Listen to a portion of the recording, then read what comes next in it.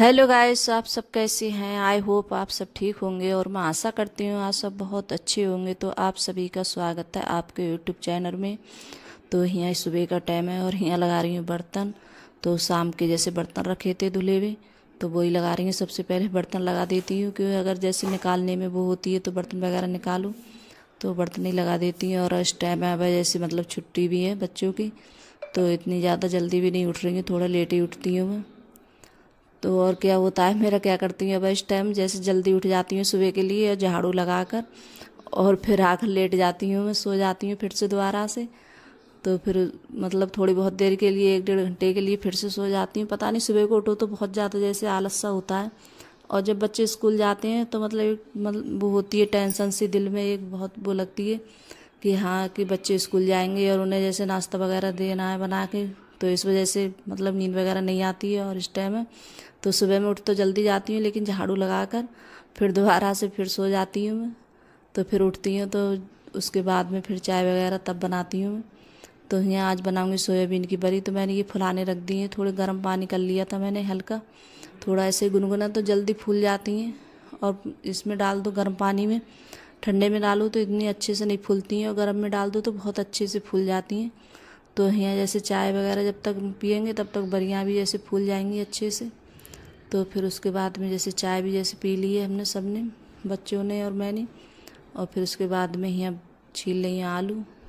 तो मतलब आलू कम डालूँगी और बच्चों के लिए ज़्यादातर है जैसे मतलब बड़ी ज़्यादा अच्छी लगती हैं खाने में, तो बड़ी बड़ी ज़्यादा खाते हैं। सोई अंकुर के पापा हम सब लोग बड़ी ज़्यादा अच्छी लगती हैं खाने में।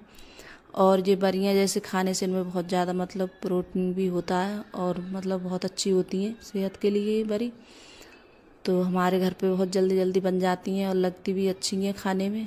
और जो बड़ी बनाते हैं जैसे दाल की पेठे वाली बड़ी, तो वो ज़्यादा पसंद नहीं है बच्चों के लिए। तो वो जैसे बना भी लेती हूँ मैं कभी कभार, तो बच्चे नहीं खाना चाहते हैं उनके लिए। और अब की जैसे अभी आई थी मम्मी ने बनाई थी वही वाली बड़ी पेठे डालकर, तो वहाँ से आ गई थी मेरे मैके से।